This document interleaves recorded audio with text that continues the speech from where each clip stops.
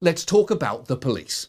Because all week, we've seen graphic videos which are going to be hard to watch, of them driving directly into crowds, beating people with sticks, and sometimes assaulting the right to assemble with shocking speed and barbarity. Prematurely shooting people? Prematurely using excessive force? Your scary ass on somewhere. Oh, dude. What?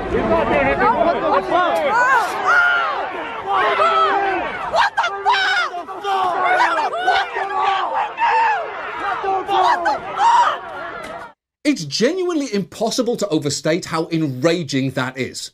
They're protesting excessive force by police, and the police just start pepper spraying them like it's fucking sunscreen.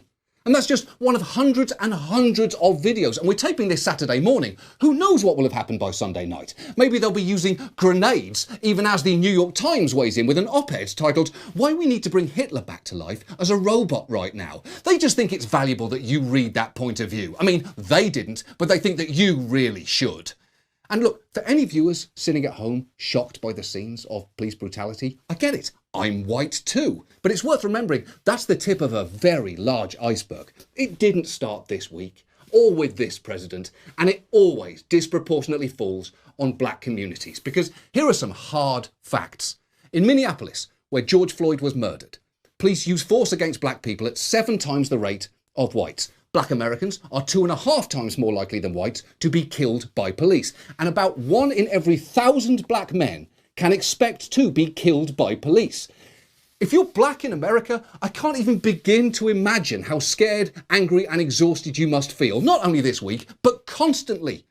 Medical groups say police violence against black and brown Americans is just one of many physical and psychological factors that make racism a serious public health issue. And look, clearly, the police are just one part of a much larger system of racial inequality. But for tonight, we're going to focus primarily on them and try to address 3 basic questions: how the fuck we got to this point, what the obstacles to reform have been, and what we can do going forward.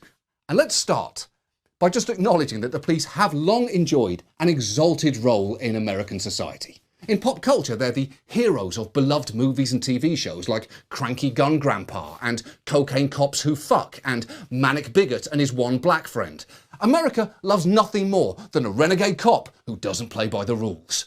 But of course, the reality of policing is, and has always been, very different.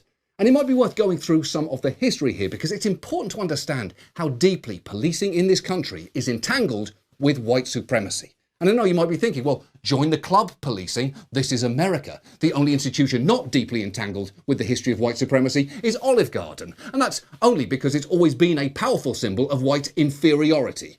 But the police have not just been incidentally tainted by racism. For much of US history, law enforcement meant enforcing laws that were explicitly designed to subjugate black people.